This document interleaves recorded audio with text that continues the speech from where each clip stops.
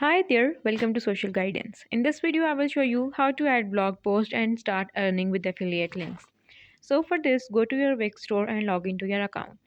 Now go to your dashboard and left side we have the apps option. Move your cursor to apps and from there go to app market. Once you are in app market, there we have the search bar. So you need to search for Wix blogs here. So you will find the app. Let's search for Wix blog and press enter. Okay, so now there we have the first app, which is Wix blog. Click on it as it is already installed, but if you don't, then simply click on add to site, so it will start adding. Now as it is already installed, I will click on open.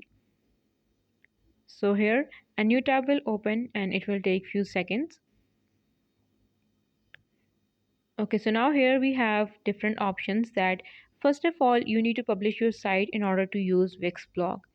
Then we have the latest post option. If I scroll down, so we have the post option, and then we have comment, category, tags, and then we have monetization options. First of all, we will talk about posts.